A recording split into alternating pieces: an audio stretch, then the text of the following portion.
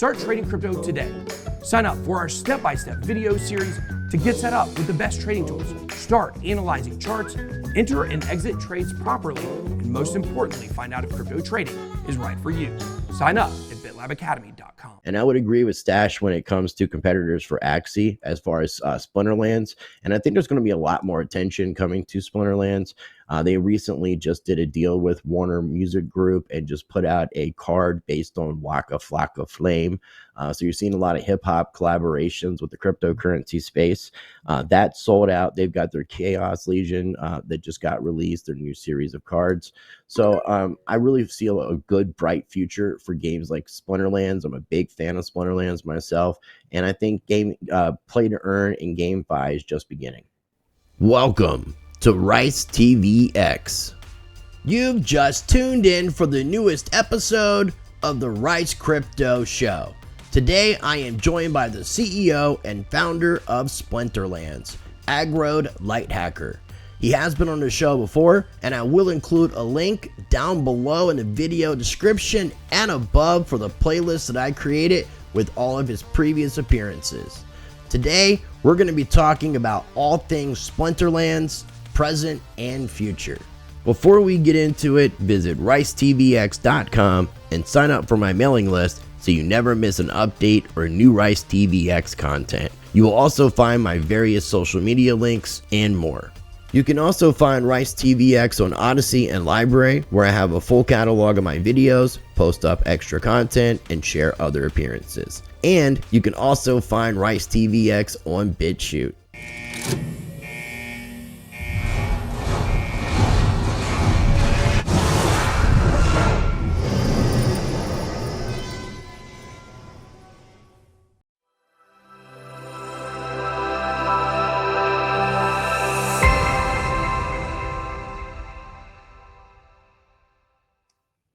All right, ladies and gentlemen, joining me on today's episode of the Rice Crypto Show is the CEO and founder of Splinterlands, Aggroed Lighthacker. Aggy, thanks for coming back on the show. How's it going, my friend? It's going well, and it's a pleasure to be here. Thanks for having me again, Rice. Well, thank you again, man. I really appreciate your time, and I'm looking forward to catching up with all things Splinterlands. I do want to let people know you've been on the show several times before, so I will have a link down below in the video description and above for the playlist with all the previous episodes where you've been on. So what's been going on with Splinterlands since the last time I talked to you? I think it was a little after the launch of the SPS Splintershards governance token. Yeah, that was almost a year ago now, Rice. So Splinterlands blew up. I mean, like we had less than 10,000 daily active users. We've been over 500,000 daily active accounts that are playing, and like just absolutely exploded onto the scene.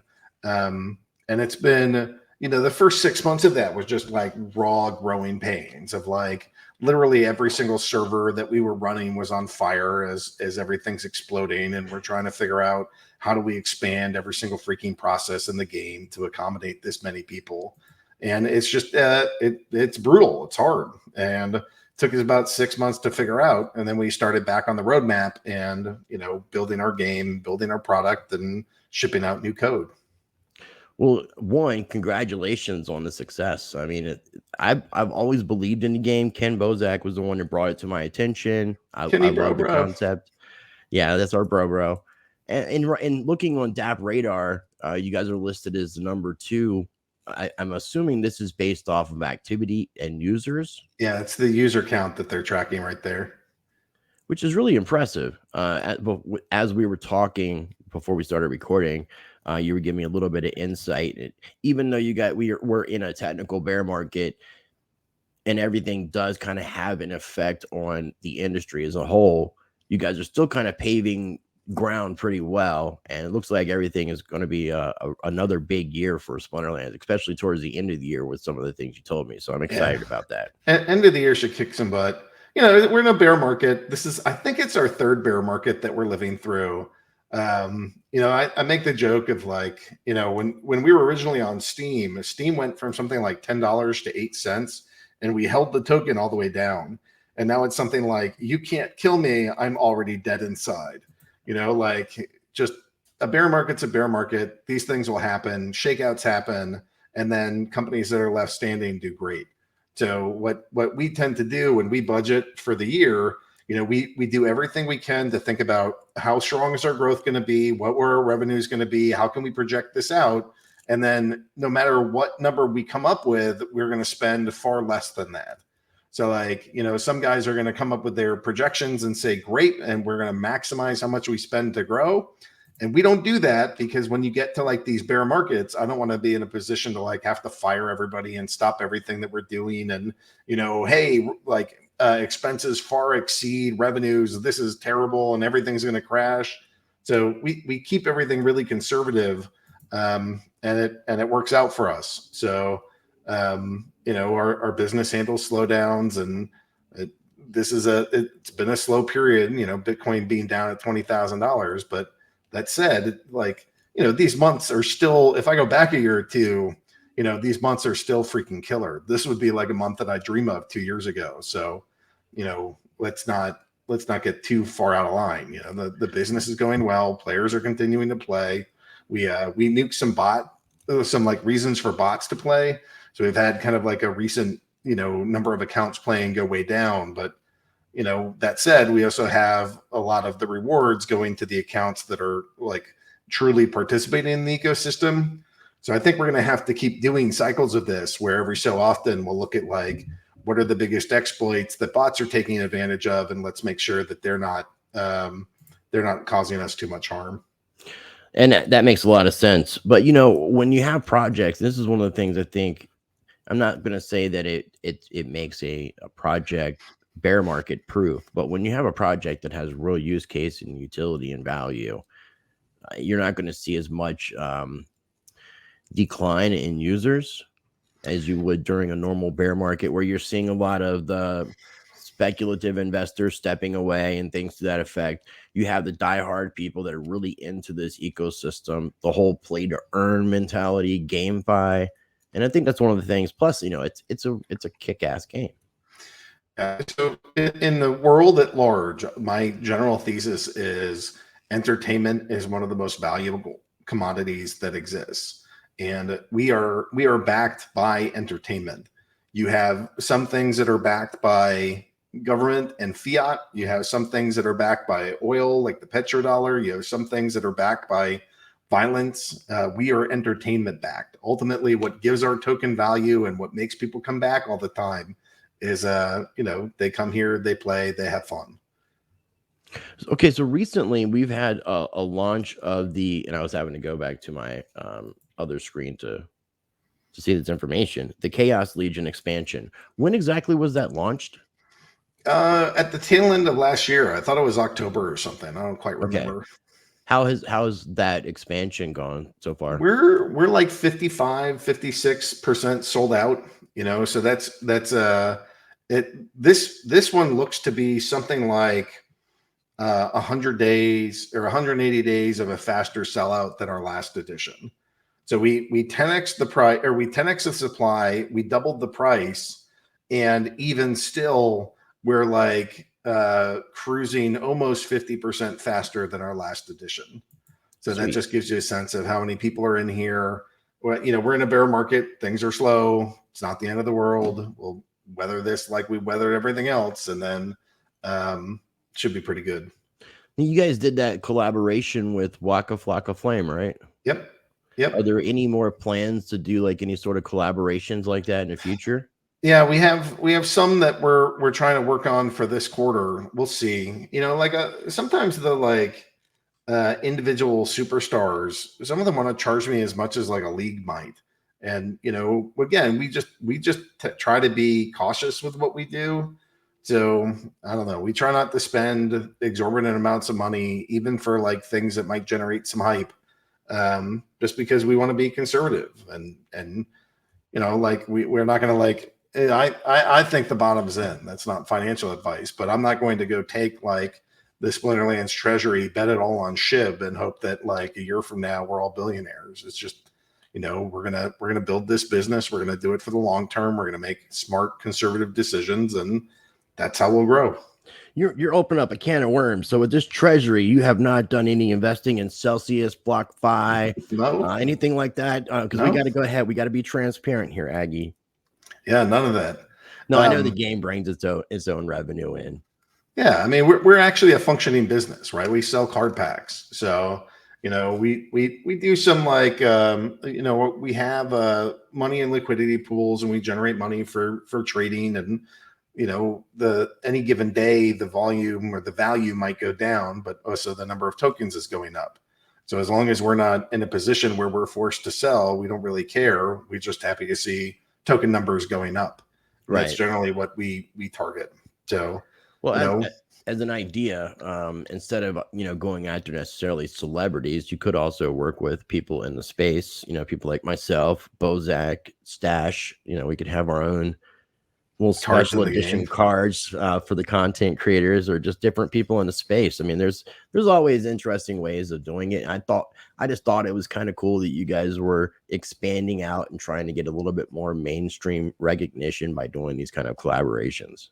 Yeah, and we'll do more. We just want to make sure that they make financial sense for us. I look at this as I'm a fiduciary for this company, and this company isn't just for like the stockholders. I really try to think about anybody that holds assets, and I want to make sure that whatever decision we're making is a good long-term decision for all the people that have assets in this game. And I try to be the best steward that I can as I think through what decisions we want to make.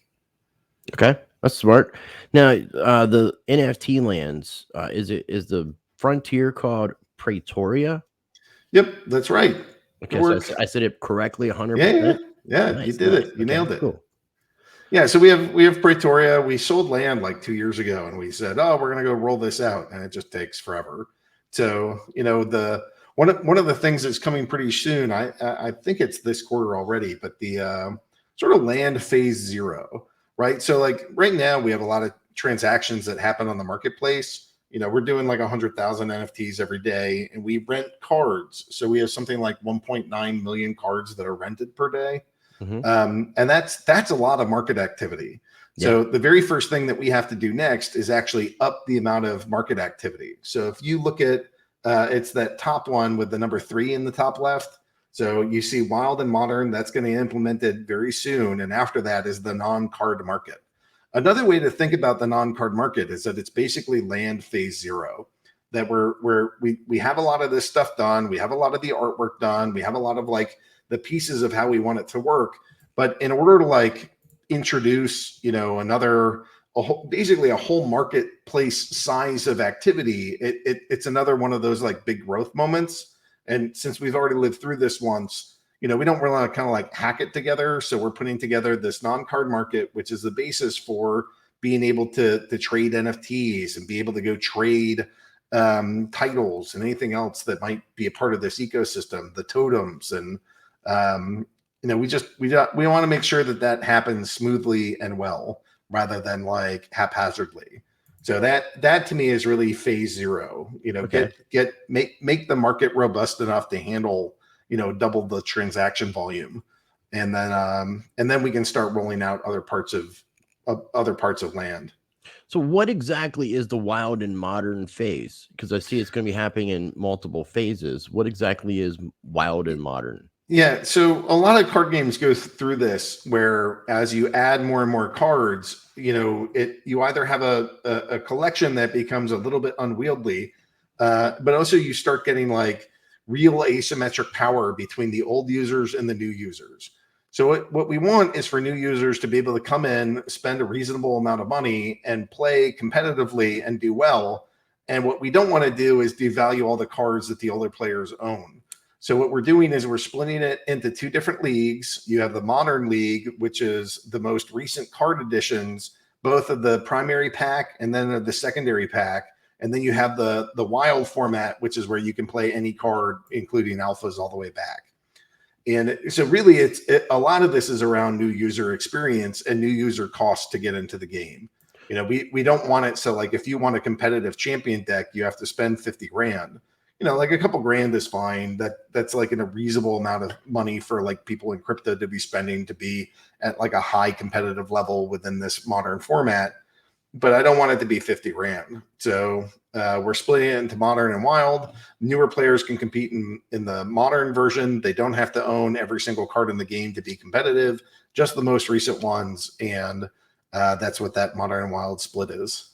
Okay, cool. So, I mean, I didn't play a lot of trading card games, but I told you before that I used to play Magic the Gathering. Yep. And I remember at a certain point, they started changing the tournament rules Yeah. where you couldn't use a lot of the older cards because of that. Well, exactly kind of what you explained. So that makes sense. Yeah, I mean, we're not, this isn't us being like super clever and inventing some brand new thing. We do that plenty, but the wild and modern is not that. We're just like looking at nearly every single trading card game that's ever lasted more than a couple seasons, and they all go through this. So we're doing it too. We'll have our modern and wild like format, and new players have an easier time coming in, and old players still have their like ecosystem where they can fight and use all the cards that they've been using forever.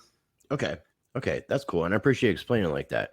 So what are the plans with the NFT land? Because I see that we have land phase 1 coming up. Is there plans for a metaverse ultimately? Yeah, we have to see how far we'll go with that. That's the big buzzword, and it is the big buzzword. I mean, right now we're trying to get like crafting up and running. So where crafting happens and how you actually do it in the interface. Okay, maybe that's going to be, we'll start doing this more of like a just a web 2.0 interface. So maybe eventually it'll turn into more of like a metaverse where you're wandering around. But the big piece of this is really just trying to make sure that the players can come in, buy land, put some summoners or monsters on that land, start harvesting resources out of it, upgrade those buildings to harvest them faster, or have different lands where they put buildings on them that allow them to craft items and spells. And through crafting them, you then have this like entire second round of gameplay. So when you go to battle right now, I pick a summoner and I pick a couple monsters. You pick a summoner, you pick a couple monsters. It's blind to both of us, and then our cards up battle and auto battle. And what we want is one more round of combat where we do all that. I pick my summoner, I pick my monsters. You pick your summoner, you pick your monsters. And instead of hitting rumble, now you're going to hit equip.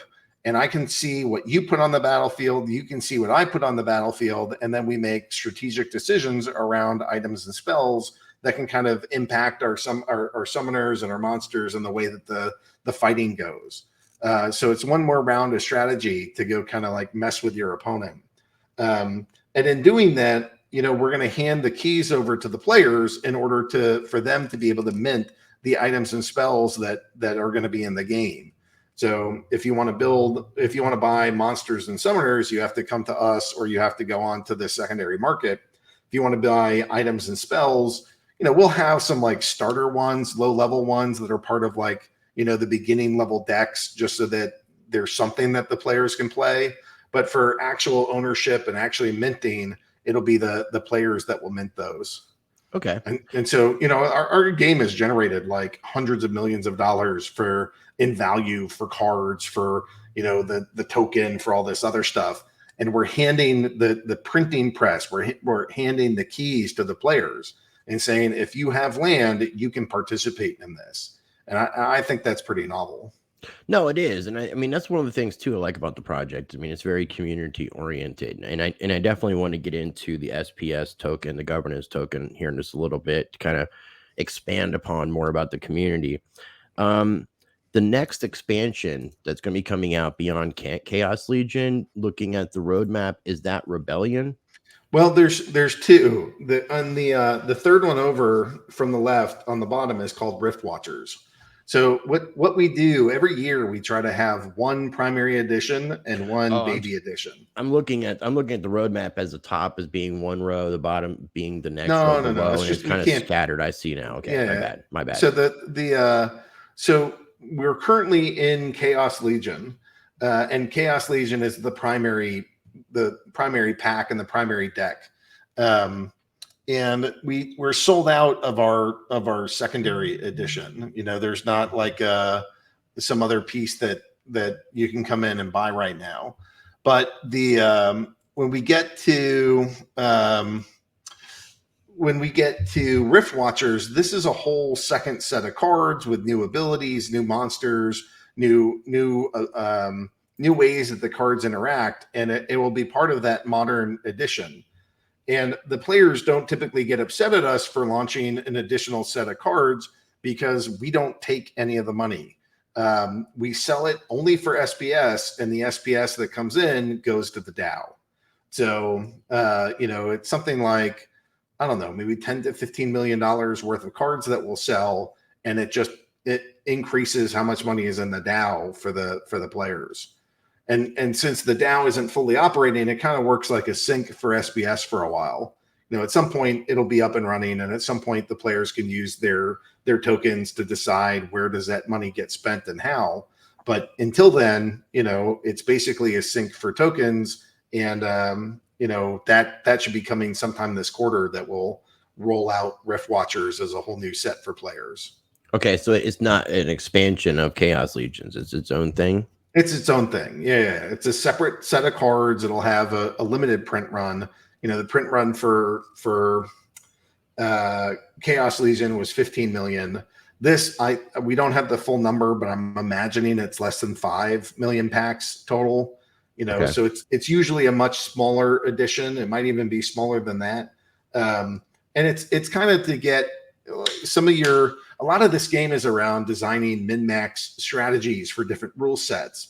And like kind of all your core cards come in the Chaos Legion pack, but then some of the things that work really well in these kind of like oddball ones, that's what we try to pack into like the baby sets. So you get some cards that are really good in just circumstances when you're cranking out Rift Watchers cards. So is Rebellion going to be something similar to Rift Watchers just coming out at a later time? Well, Rebellion is going to be the next main card pack replacement. So we're going to go from Chaos Legion. When that sells out, the next card pack will be Rebellion. Okay. So, that will sell, like us specifically as the Splinterlands corporate entity. The money will come into the coffers of Splinterlands so that we can pay developers and artists and streamers and all the other things that we do. And that's how we'll grow this. And that's going to be Q1 of 2023 for the Rebellion expansion or the Rebellion series. Yeah, that's where we're anticipating that to be. Okay. Like forecasting this stuff is pretty hard. It's possible that, if Bitcoin goes up and has a killer run, we'll sell out in a week. And if Bitcoin crashes down to $5,000, then it's possible that nothing sells and we sit here with the cards that we have for a long time. So, right.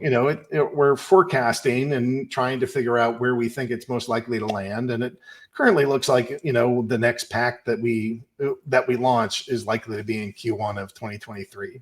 And I definitely wouldn't be holding you guys, to the, grindstone for a specific date, because I know how things work, but just giving a roundabout idea kind of does help. We're recording this on the 6th of July. It's probably going to be coming out. Today is Wednesday. This video is probably going to be coming out on the 11th. Today it was announced that there's 20 days left to stack your SPS for the airdrop. So it'll be less than 20 days by the time you guys watch this. But can you explain, because the SPS token, the governance token, Splintershards, was airdropped to people who had dark energy crystals, staking, SPS, different cards. There's like a whole schema for this, right? But this is all coming to an end in 20 days. So at the end of July. Yeah. So I think of it. So for people that are generally familiar with Bitcoin and crypto, I think of it sort of like our halving. We are having a halving in 20 days. Right, because right now the airdrop is one of the biggest faucets for where new tokens come from, and some of the players just dump them as soon as they get them. But as of 20 days from today, the single biggest faucet that's currently in the game gets shut off permanently. Now, there's a couple others that are going to go on. So, I don't have the right numbers in my head, but it's some big portion, like literally the lion's share of what we're rolling out is going away. And then there's some smaller smaller faucets that will replace it, but our overall distribution, I think, is getting cut more than half as of 20 days from today. So I'm pretty excited about that. Okay. No, that's a great thing. What can people do with their SPS tokens until the SPS validator nodes come about? Well, the validator nodes are actually here. We started pre-selling them. So if you go back to the Splinterlands tab, if you go one to the right for the tab that you're on, the Splinterlands tab, there you go. And then click shop, which is right next to the monster mouth. Yep. And then you click nodes. So we started selling validator nodes, and they're not fully functional yet. We're still working on this, but there's a whole white paper on what this does. Our ultimate goal for Splinterlands is to go turn this game into something that the players own and control themselves. So we are launching a series of validator nodes, which is basically almost like its own layer 2 blockchain that gives players the ability to vote, to stake, to make decisions, and to ultimately control the DAO and control the treasury. And when we create new parts of this game, we'll ultimately go to the validators and say, do you want to operate this code base?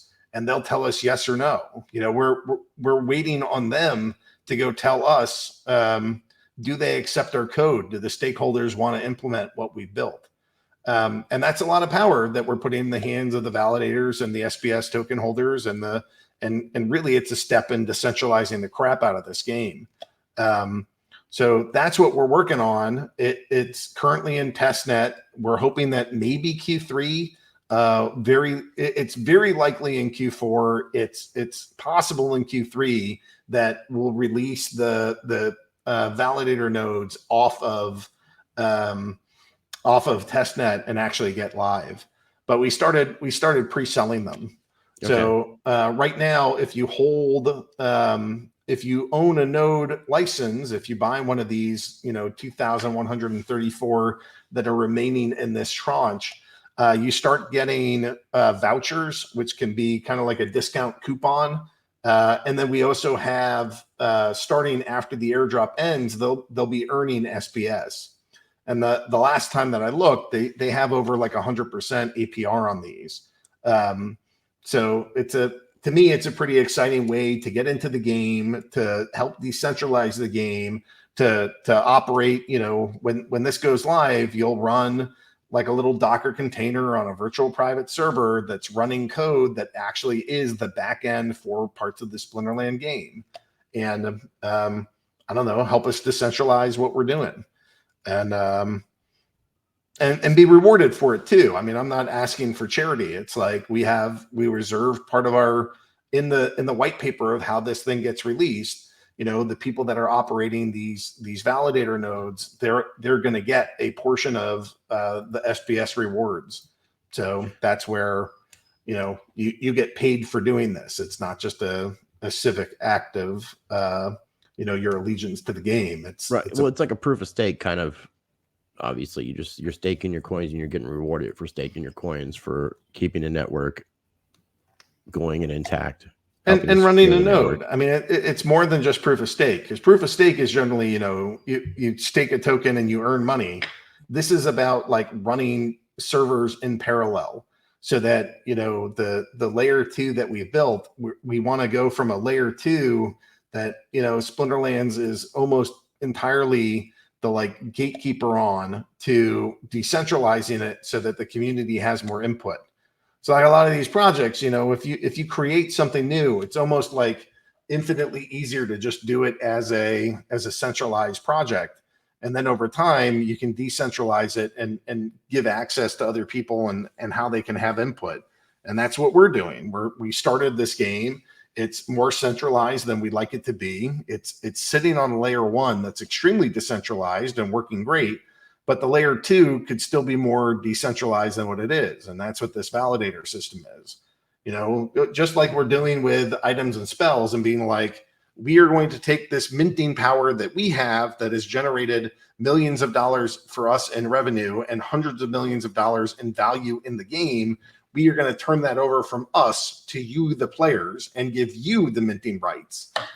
Same kind of thing here of we're going to go from us, we are operating this game, to no, here is the servers and the code, you're operating this game. Right. And we're just going through all the different steps possible to decentralize all the pieces of this. Now, it's going to take time. The game is really complex, but validators is step one of that, like completely decentralizing.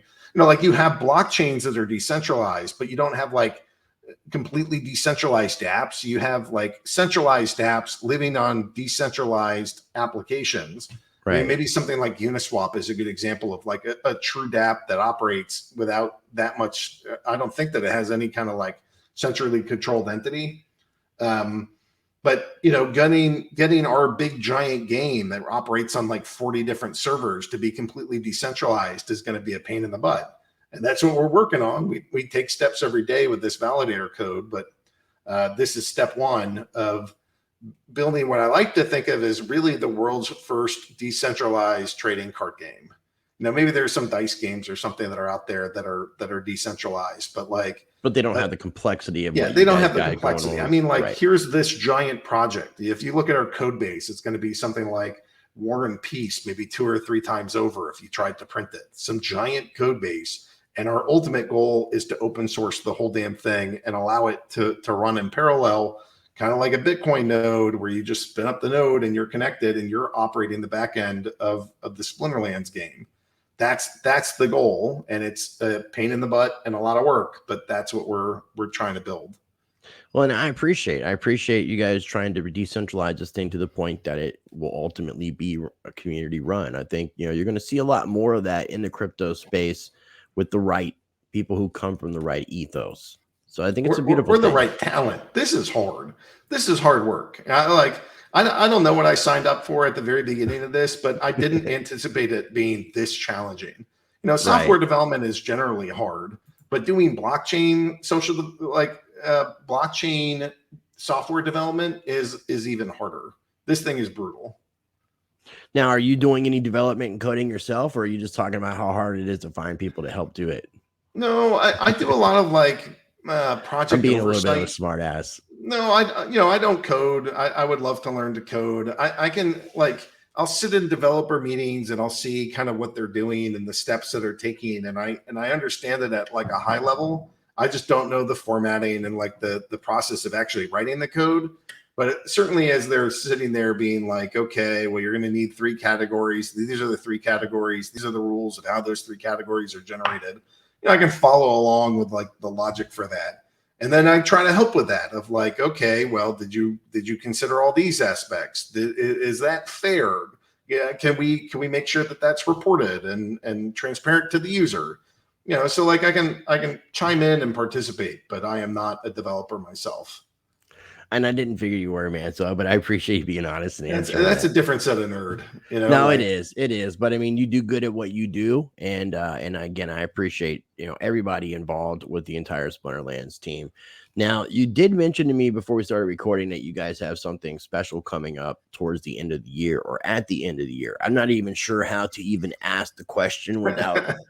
Maybe saying something I shouldn't say. No, that's fair. So Splinterlands, can you share with us what's going on? Splinterlands is going to start making other games. So, we still have our developer team. We're still working on Splinterlands. It's not like we're abandoning Splinterlands, but we're at the stage of this project where over the past year, what we've been working on is kind of taking some of the core pieces of Splinterlands and trying to figure out how can I build a Web3 game in a box that other people can put their content into?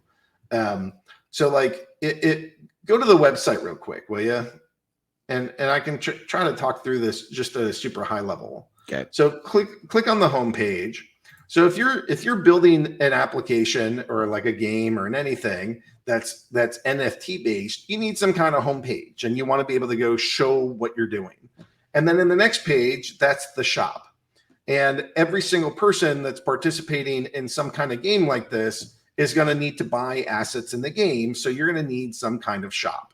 And then in the next tab, you have the pack opening animation. So here, if you own card packs, you drag them into the monowell and they open up. So every single game that's NFT based and uses packs for what you get is going to need some kind of tool to show you how to open these up.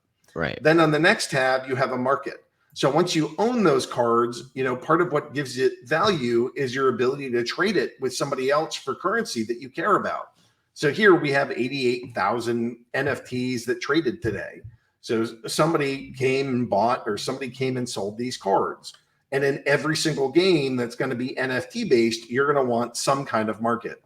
And the last one that's going to be the same for all of them is the next tab, which is your card management tab. So you're not logged in, so it's not showing you your card collection, but Right. it looks basically like this page, but instead of the market, now it's just showing you what you own. Your inventory, yeah. Yeah, your inventory. So those 5 tabs of a website are basically the core of a Web3 game in a box. And then thinking about that more, you have to figure out, well, if I want a different game, what's the game loop? That's what the battle is. And then if you want kind of group participation, that's what events is. That's your tournament page. And so now we can start thinking about how do we apply the technology that we built, not just to Splinterlands, but to literally any kind of game that you might want to build. So Splinterlands is currently thinking about 3 separate games that we want to build. The first one that we want to build is like a music game. We've publicly announced how we're working with Warner Music Group to figure out what kind of game do we want to put out for musicians and artists. They have a huge audience and so many artists that themselves have large audiences or like large fan bases, and we want to tap into all the music lovers and bring them into the ecosystem. Did that? So, I want to interrupt real quick. Did that come out of or part of the Waka Flocka collaboration? No, Waka was sort of like a random aside. But he is part of Warner Music Group, right? That's right. Kudos for knowing that. Okay, so then we have Warner Music Group, and we want to go make entertainment games. And over the last couple months, I guess it's almost half a year. Back in December, I hired a legal team to go help us figure out how can we build a social casino style gaming operation that looked and felt like casino games, but didn't have the kind of legal requirements and regulations that might carry with them. And I got a legal opinion back, maybe, I don't know, sometime in June, where they said, this is what you can do and how you can do it and how it can be legal in all 50 states. And so we have a plan that basically allows people to play social casino style games of video poker, video blackjack, poker, blackjack, roulette, even slots, but do it in a way that doesn't quite constitute gambling. And that way we're not having to go bump up against every single gambling law that's out there. It looks more like a social casino in the way that it's designed, but it's still NFT based and it's still cryptocurrency based. And unlike a social casino where you earn, things that only operate in the game, here you could actually own NFTs and fungible cryptocurrencies. So I think we have a pretty novel approach to that. And we're going to have some games that are in that genre that are somewhere in between that kind of like social casino experience. But it works a little bit different and doesn't constitute gambling. So that's pretty exciting. And then our third one is sports games. So we're going to go roll out it's this quarter. We're going to start rolling out like a sports ecosystem, and we'll be working with, professional sports leagues to go roll out their players, their teams, into this, large ecosystem that we've built. So, the details of all of these are not public. I've mentioned how our team at Splinterlands is building these different things. We have an official blog. It's at peakd.com/@Splinterlands. And so if people want to go follow us on PeakD, they can. That's one article, but this is our blog. This is the actual PeakD right here. Yep. So if people want to go find us, that's where we put up all the posts that explain all the things that we're doing. And, I'll talk about we're doing things in the abstract, but when it's finally time for like, here's the white paper, this is how it works, this is what we're doing, this is what's going on, that's where all this stuff lives. Okay. Very cool. It sounds like exciting times ahead. I mean, not only for the ecosystem within Splinterlands, but the whole entirety of Splinterlands. Well, we're definitely gonna have to talk more once you guys get closer to launching some of these, and there's some more information that you can talk about, and I can share some gameplay, that kind of stuff. But I guess we'll go ahead and get ready to wrap things up. Do you have any final thoughts or anything that you want to add that we didn't mention, or that you want to say before we do wrap up today's video?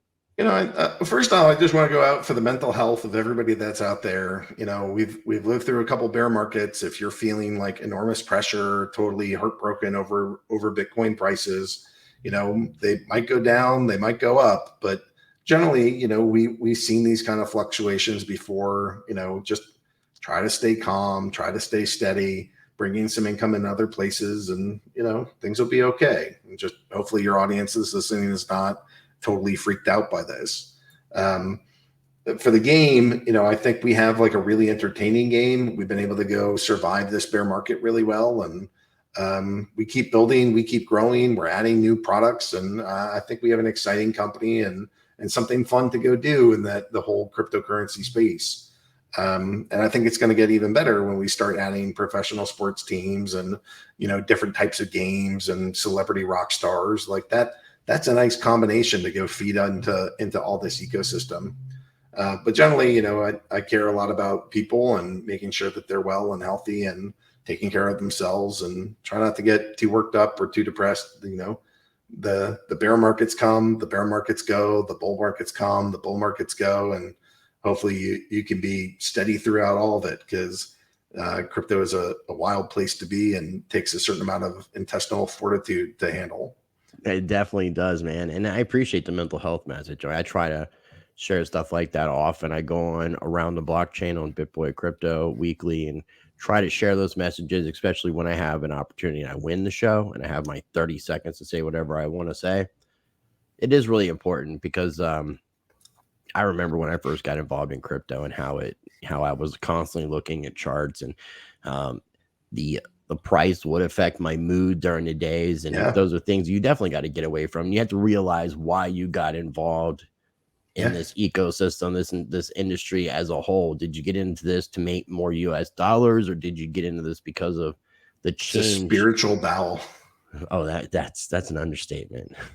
This is the great, you know, interchange for us as people and society. Cryptocurrency is just so powerful in terms of protecting freedom of speech, you know, promoting peace, you know, enabling economic liberty. This is literally the dream. So, you know, right now it's a bit of a nightmare with the prices being down, but again, just remember that we're here building something massive and important, and what we're doing is catching the world's attention. Like, crypto is becoming mainstream, NFTs are mainstream, big businesses are trying to figure out how they get into this space left and right, and you know, this too shall pass.